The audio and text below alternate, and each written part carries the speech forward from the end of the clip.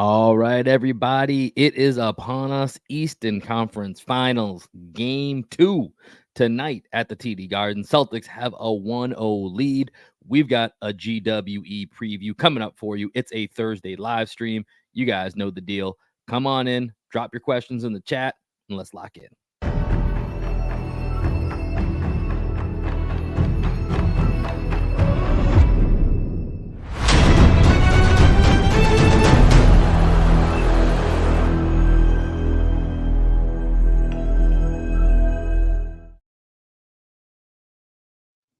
What up, what up, what up? Welcome into another Thursday live stream edition. Green with Envy here, ready to get you set up for Eastern Conference Finals game numero dos between the Celtics and the Pacers as the Celtics look to take a 2-0 lead heading to Indiana over the weekend. This is your boy Will Weir checking in.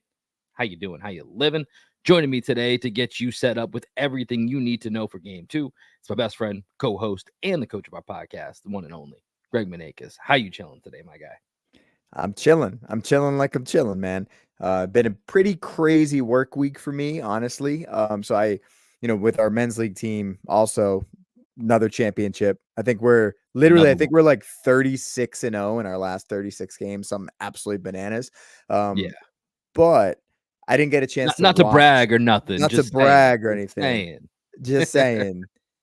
We have a game tonight as well, but I did not get a chance to watch game 1 of the Western Conference Finals yet. So I don't have any takes about that. I want to keep this all about the Celtics. But before we talk about the Celtics, bro, I want to ask you how you're feeling that Jaylen Brown got left off the All-NBA teams. Dude, you are one step ahead of me here. Already got this set up for us to talk about on this podcast. So let's lead with that, because that is an interesting conversation to talk about. So the All-NBA voting was revealed, and Jason Tatum, let's start there. Shout out to Jason Tatum. He has now made his 3rd straight first team All-NBA, really starting to join some kind of illustrious areas here when it comes to basketball history with who he's going to be associated with. So that's number one. Jason Tatum edges out Jalen Brunson. I actually got to give you some credit here, Greg. You called this towards the end of the season when I started bringing up Jalen Brunson and what do we think, and you nailed it. Where Jalen Brunson, I think he's going to pass Tatum for top 5 in MVP, but Jason Tatum's going to get that All NBA first team vote. Exactly how it played out. So I got to give you a little round of applause here. I'll give you your due on that one. And that brings us to Jaylen Brown. Jaylen Brown did not make an All-NBA team. He was the very last person left off, finishing about 20 points shy or so of making that 3rd team All-NBA, being edged out by Devin Booker and Domantas Sabonis. So listen, I think Jaylen Brown should have been on there. I'm gonna have a hard time making it seem like it's egregious, like this is a travesty. I don't think it's correct, but the part for me that I think is the hardest struggle, Celtics had by far the best regular season. This is a regular season award. The regular season belonged to the Boston Celtics. Record wise, statistics wise, however you want to slice and dice this regular season belonged to the Boston Celtics. And the part for me that's a little hard to swallow is how many guys who are in the play-in or the bottom of their conference that maybe squeaked into the playoffs, and multiple players on the Suns, multiple players on the Lakers, Steph Curry, Domantas Sabonis on 2 play-in teams that didn't actually even make the real playoffs. And those guys get onto the All-NBA team over a guy like Jaylen Brown, who we've talked about all year, made some of those sacrifices along with Jason Tatum statistically to give yourself the 64-18 record that this team has and now has home court advantage throughout the playoffs. For that not to be rewarded, I do think that kind of sucks. So it's a bitter pill. Those other guys, I think, all had pretty good years. And I think certainly with Sabonis, I'm taking Jaylen Brown over Domantas Sabonis as a player. Statistically, he had a really good season. So, it's some people just get sucked into that. It is what it is. But it's a bummer for our guy Jaylen, for sure. What are your thoughts? I think it's kind of best case scenario, honestly, because he's going up against a guy that I am still low on Halliburton. I'm going to be low on Halliburton until he continues to prove it. He had a great first quarter, half of the year, whatever it was. Then he got hurt, and then when he came back, he wasn't very good. I think Jalen being the consistent guy that he was throughout the year also had an amazing stretch where he was one of the best players in the league, like was playing like a second team All-NBA guy for quite, probably 6 weeks throughout that season. Going up against Halliburton in this series, I think it's added motivation for Jaylen Brown to just like put a whooping on him. And that's what I want to see in the series, man. After game one, I was talking with Hazard today, my buddy, but for the listeners, my buddy is a huge Pacers fan. And you know what I really enjoyed?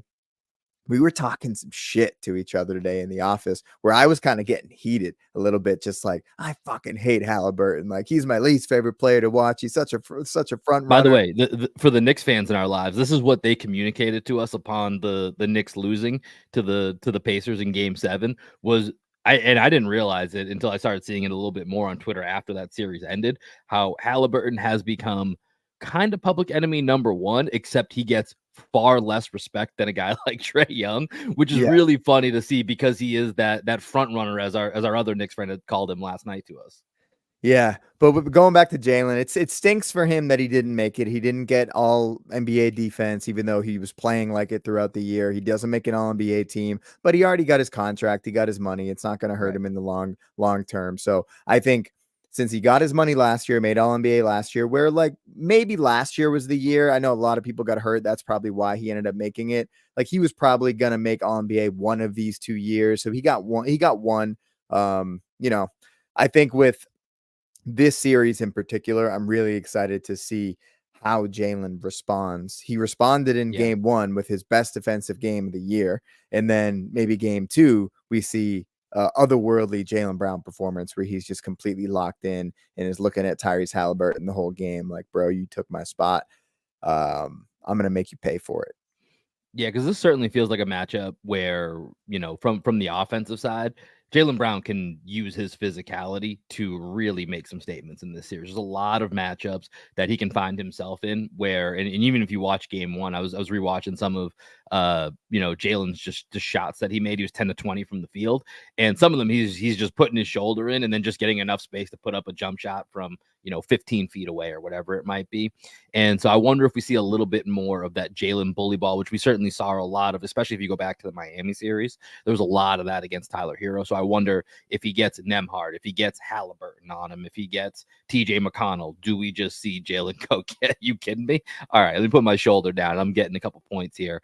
And I think that's very realistic for what we could see with Jaylen Brown. So that's a good transition here, Greg. Let's talk a little bit about this game 2. And game 2 has been the one sore spot for this Boston Celtics team when we look at the postseason so far. Celtics up 1-0 heading into game 2 with all the momentum. Tell me if you've heard that before. Feels like we've been here with Miami. We're here with Cleveland. We know in the first round, Miami shot historically in game 2. We're able to come away with a victory. Game 2 against Cleveland, I think that's really the lone true stinker. You could say that the Celtics just threw up. And I was saying this to somebody the other day, like that game 2 was so out of character for the Celtics, not because they lost, but they got blown out. Like this team doesn't get blown out. Like that's not really part of the MO of this team. You can look at, that one Bucks game during the season and, a late season game against the Knicks. And those are really kind of the only 2 blowouts that this Celtics team had. And so really one that I would say that really had there. Maybe it was a Clippers game in there as well. That's right. During that weird stretch. Correct. So there's, like for an 82 game season, if we can pinpoint 2 to 3 times, like that's just not something that happens to this team. So when we look at tonight for game 2, the Celtics had to earn this game 1 victory far more than their last couple series. How do you think that changes, the approach, let's say, for game 2 for the Celtics? Well, we touched on this a little bit in the post game, and I've seen it, people floating this idea around that game 1's best case scenario, Celtics win. Once again, best case scenario, Celtics win, but they have a lot to work on and they can pinpoint things that they struggled with in game 1 going into game 2. So they're not resting on their laurels after game 1 blowout. They're like, man, we really need to lock in to beat this team. Let's just take care of business now. Because I think in the first 2 series, there was that feeling that everyone was just like, they don't have Jimmy Butler. They don't have, they don't have Jared Allen in this series. We're going to be fine. All we have to do is show up and just like play ball and hoop, and we're going to be fine. You need to lock in the playoffs, and the Pacers are going to make you lock in on both sides of the ball for a full 48 minutes. So the biggest question for me heading into game 2, one, how Jaylen Brown is going to respond, as I already touched on, and two, what is Missoula going to do with Al Horford, because we can't have him play 40 minutes. I know he played all 5 minutes in overtime, so he was really at 35 minutes Even for the still, game. that Yeah, 35 is probably about 35 is too much. 5 to 6 minutes above what you want Al to be at, unless it's a must win. Unless it's a Right. must-win game, I think you want to be, and this is something we've touched on, right? Like, so his typical cadence is going to be, somewhere in the 20 to 25 minute range is ideally, I think, what you're playing Al, somewhere in that. And without Kristaps, what we said is we understand it's going to go up to 30, but you got to try to keep it right around that 30 mark. And so even without overtime, you were pushing 35, 36 minutes, right in that range. And that's too much. And, I have some numbers here. Al Horford got attacked in that game. Most Siakam, Nembhard, and Halliburton, the main culprits. Pacers go 10 of 21 versus Al Horford, a lot of it coming in that drop.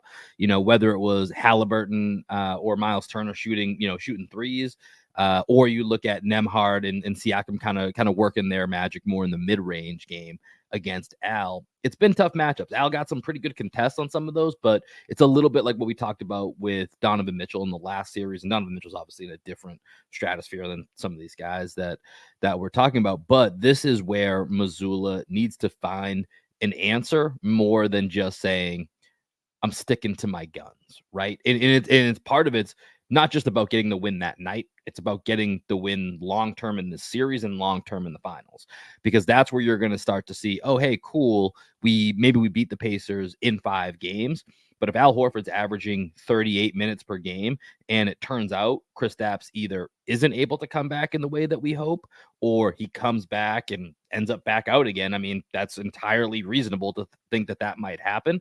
Like, that's when this might be more of a loss than a win if you're getting 38 minutes out of Al Horford. And then all of a sudden you're like, hey, good luck with Gobert and Towns, or good luck with Lively and Gafford, who are super active. And you got to worry about also trying to cut off penetration from Luka and Kyrie and so on and so forth. So Missoula's got to find an adjustment.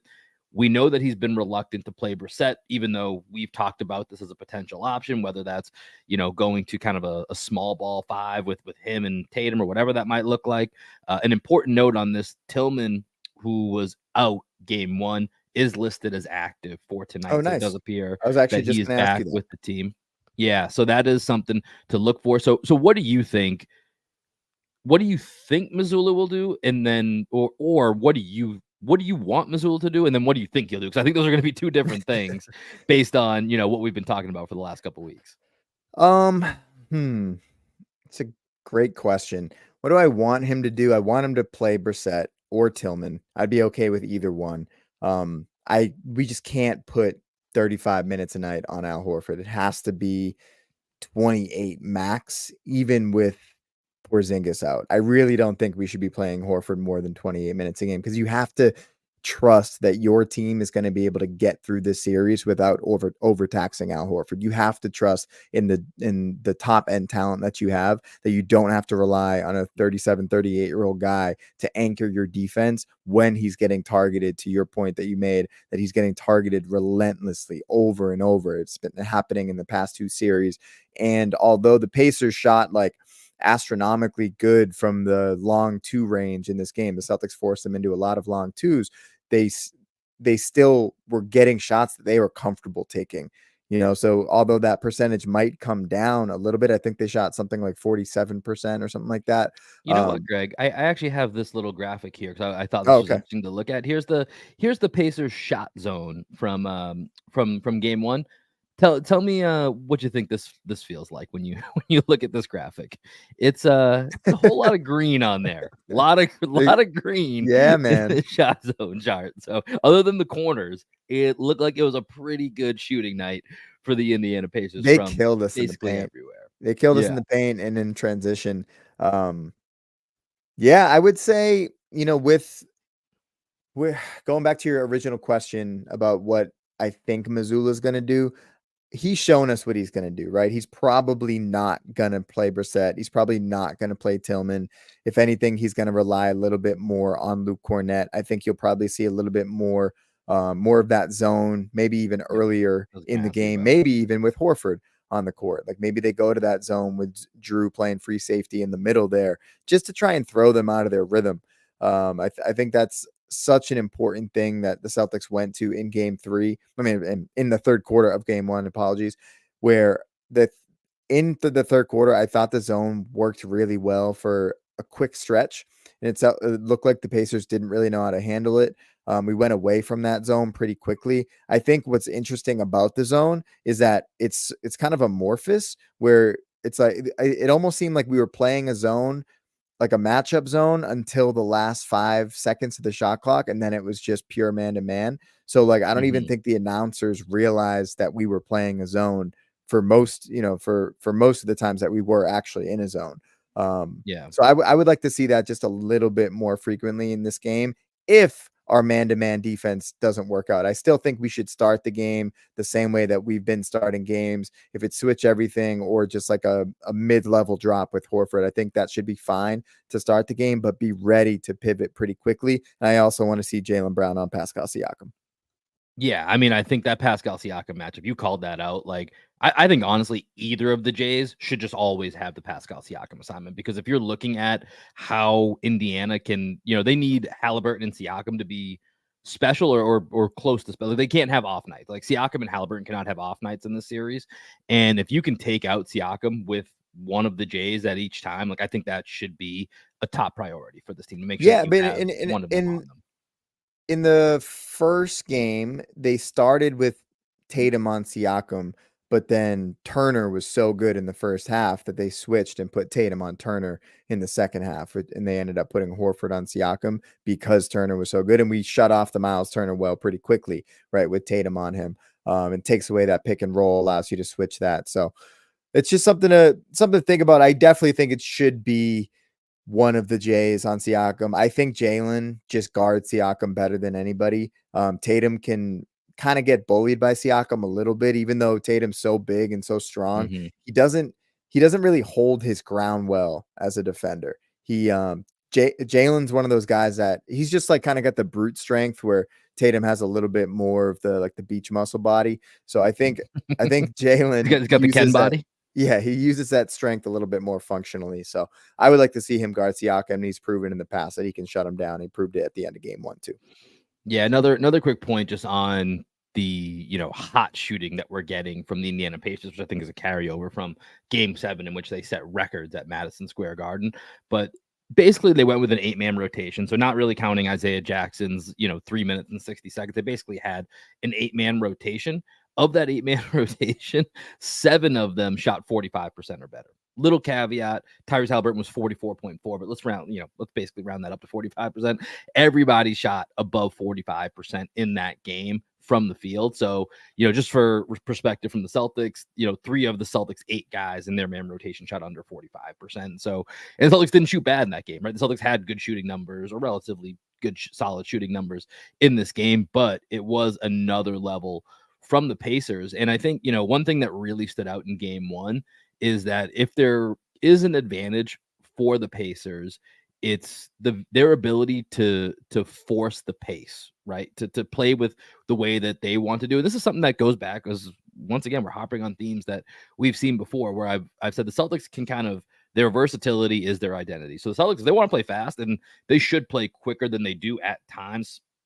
Like, they can do that, right? And we saw them the way they got out the gate. They were like, "We're gonna beat you at your own game. We're gonna get into this up tempo match." And then eventually they were like, "All right, let's slow this down a little bit. This is exhausting. Let's stop. This is exhausting. This is a little too much for us. Let's cool the jets here." But this is another case of where I think sometimes it's a detriment, but sometimes it can be a positive, that the Pacers really only have one way to play, but they can force you into that style, whereas the Celtics are always a little bit more reactionary, in my opinion, to what the other team style is, as opposed to just being like, we're going to put you in a body bag because we're going to do what we want to do.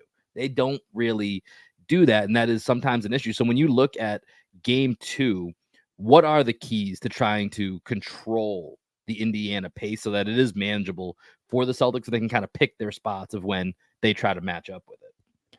I think the first thing is you got to really focus on sprinting back on defense against the Pacers. You can't let them get out. There was this one clip during the game where they're doing like the mic'd up segment in the huddle with Joe Mazzulla, and he said all of their baskets are against our 5 guys early on. He's like, I like that. He's like, they're against a set defense. As long as we continue to make them score 5-on-5, then we'll be okay. So it seemed like he understood that was a priority for them to get back on defense and make sure that the Pacers are executing.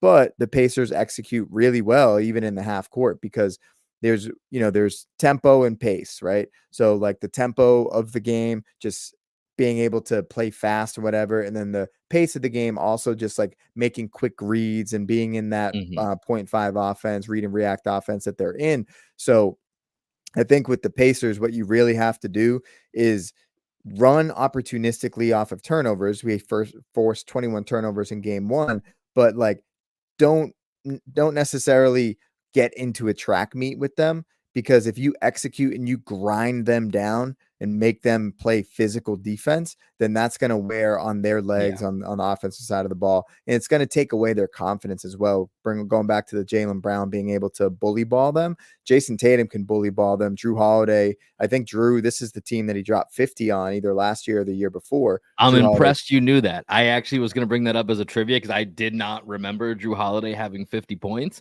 But one of the notes that I have here in kind of my rundown is maybe we should have anticipated that this would be the Jrue Holiday series. So in 15 games against the Pacers, I don't believe the Bucks and Pacers played. Maybe they did in the playoffs. This is just regular season stats I'm looking at here.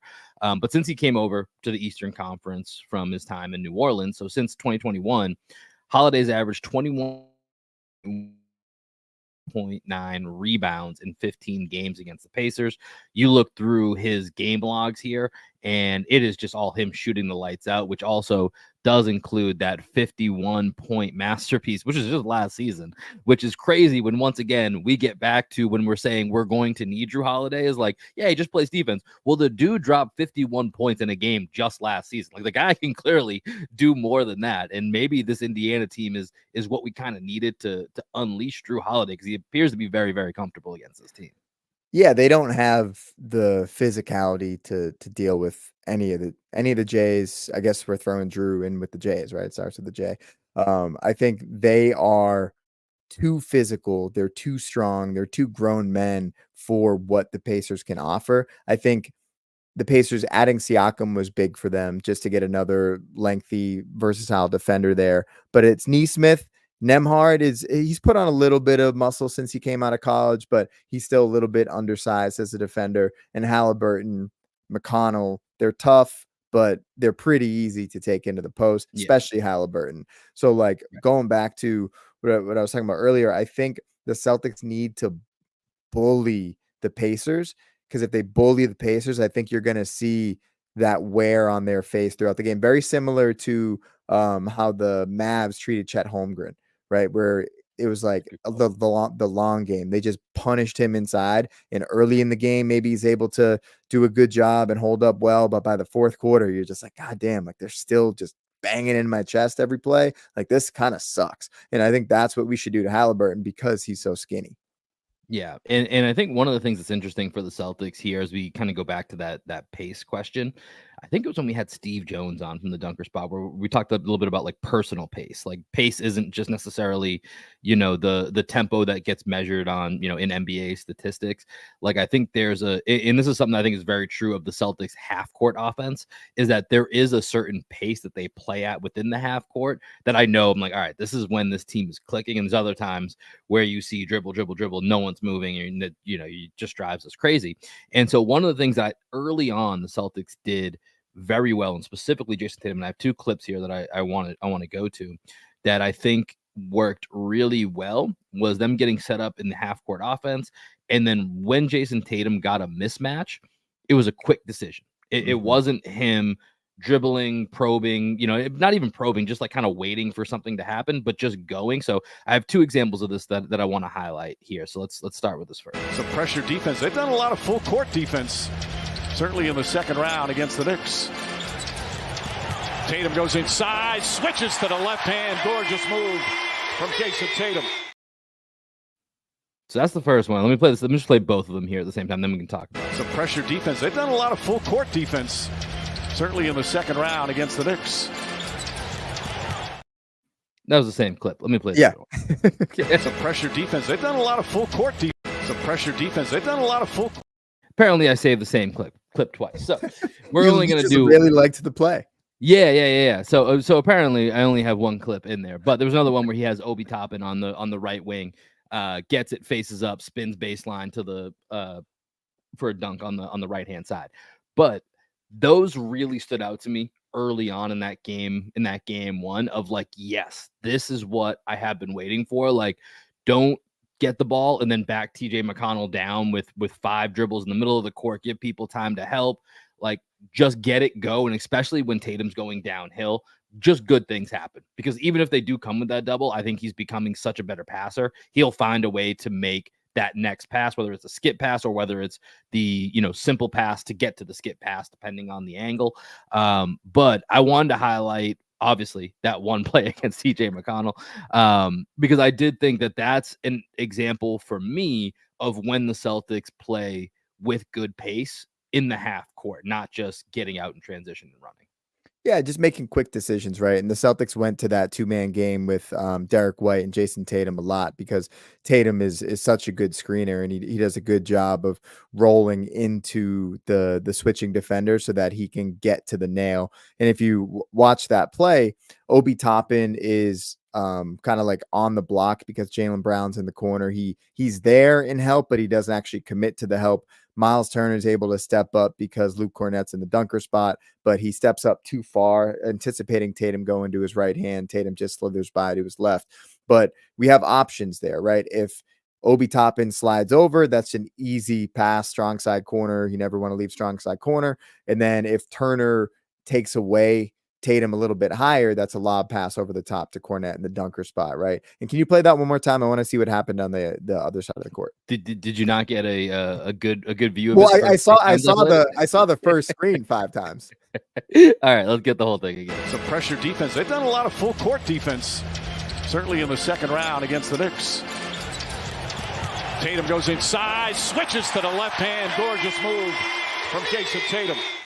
Yeah, and especially with Halliburton being the guy that's like sliding over to take away Cornette, he's just not going to be physical enough there. So that's going to be an easy pass over the top to Cornette. And you got Peyton Pritchard in the corner if Halliburton does slide down and Tatum sees that skip pass over the top. So it's a really nice setup, pretty basic offense, high pick and roll offense with somebody in the dunker spot, 2 shooters in the corner.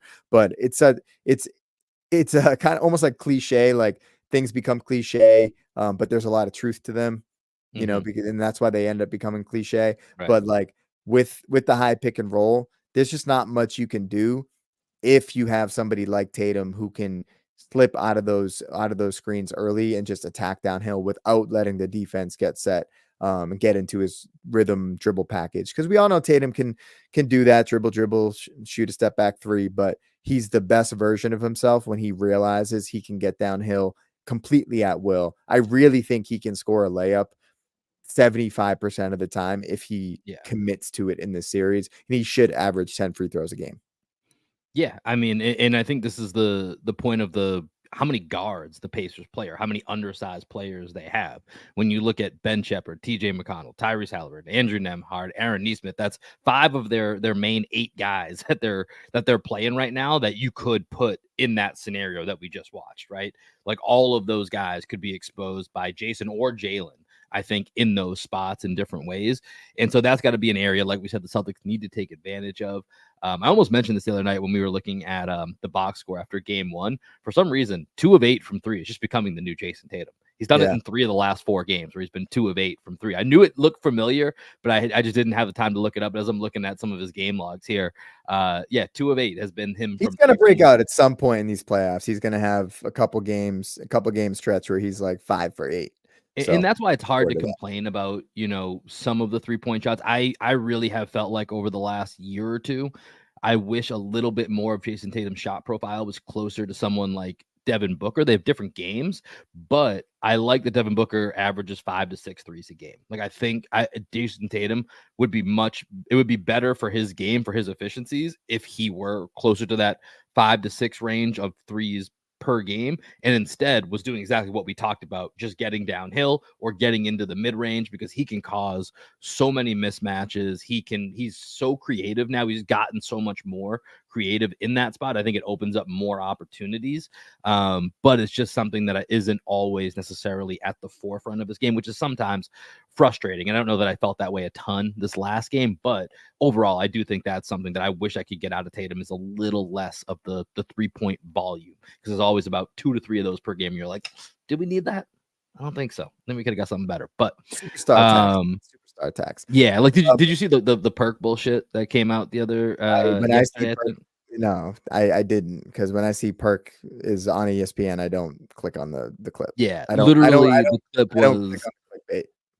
Yeah, I didn't. I saw the. I don't even want to talk about it. I don't even want to talk about it. I don't even want to give. Okay, we won't even bring up perk. We won't bring up big perk in here. But what else are you looking for in this game? You know, obviously, like I said, this has been the letdown game for the Celtics in these first 2 series. I think it would be really cool if the Celtics decided to just dip their toe into the pool of, hey, you know, what does it feel like to go up 2-0? Do we want to test it out? We want to try it on. We want to go in the fitting room, put on the jacket, see how it feels. It'd be nice to go into Saturday night's game with the 2-0 lead. How are you feeling about it tonight? Yeah, I mean, it's tough, man, because I felt really confident going into game 1, and it was a much closer game than expected. I feel really confident going into game 2, and anytime I feel really confident what the Celtics are going to do, they always let me down. So I don't know. I'm at a loss with this team. I think we're gonna win handily tonight. I think we'll win by like 12 to 15 points. I think game 1 was the game the Pacers needed to get. They didn't get it. What I'm more excited about is that I really don't like the Pacers, and it's making this fun to watch, where I just want to like beat that ass. You know what I mean? Like in the Miami series, we had it a little bit because the history with the Heat, but when they start losing guys, it's just not the same. Yeah, and then you go against the Cavs. There's really no bad blood there. It seemed like everybody was cool with each other on the court. Like, I want a villain. I want to root against Halliburton. I love Neesmith, but I got to root against Neesmith. Needs to stop freaking fouling people when they're going up for dunks and almost killing them, dude. Like that foul. We'll save it for tomorrow after game 2 when we do our post game. But I have some thoughts on Neesmith and his recklessness, because some bullshit. It's getting me fired up right now. But I think the Celtics win by 12 to 15 tonight. How about you?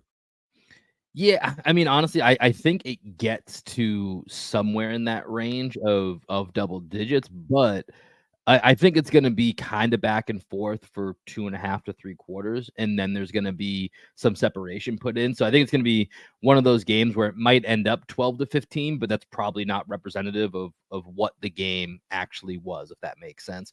So I think it's going to be a good one. I think this will tell us a lot about, you know, the Pacers and kind of being a young team who's in this spot for the first time, coming off of that. You know, like I said, I was very impressed with them coming directly from game 7 in Madison Square Garden to how they performed in game 1. Like, I thought that was a very, very impressive performance for a team that has not been here versus a team that's here 6 out of the last 8 years. This is, you know, like a Vegas residency. The Celtics have a residency in the Eastern Conference Finals. They just kind of bookmark them at least in there, and you can expect to see them come the end of the season when we get to the Final Four. So this will tell us a lot about where this Pacers team is at mentally. I think we saw in that Knicks series, they had a couple games where, you know, just, you know, they were in it for a lot of it, but there's some games where there's like, didn't have it tonight. It's okay. We'll bounce back. And knowing that they're heading home and that they let that game 1 slip, it's going to be interesting to see how they respond. And then as the Celtics, like you said, we can feel great about the Celtics. Usually bad things come when we feel great about the Celtics. So I'm very curious to see their response as well, knowing that they got pushed to the brink in game 1 and that they need to come correct if they're really going to leave this with a 2-0 series. So should be a fun game tonight. We will have likely no post game tonight after the game, as Greg and I will be busy for the beginning part of the game. So we're going to catch up on that, and then we should have something for you guys tomorrow morning, both on YouTube as well as on the audio streams for Spotify, Apple, wherever it is that you listen to podcasts. So we will make sure that we get you guys covered with something by tomorrow morning. So don't worry. Don't fret. If you don't see it right when you wake up, it will be there very soon after. And one quick programming note. We won't have a YouTube live stream tomorrow morning, but we are planning on recording something that we'll probably stream on Twitter. So if you're able to get to Twitter, I think we have it scheduled for 8 a.m. Central? 8 a.m. Central, so 9 a.m. Eastern. Yeah, so we have a special guest coming through who is pretty influential in the life of Jason Tatum. Let's just say it that way. So we're going to get his perspective on Jason Tatum. So we'll probably be streaming that live on Twitter. That should be on the pod audio feed. And then we'll have some clips of that, over the next week or two on YouTube. So thank you everybody for tuning in. Peace out, y'all. Enjoy the game tonight.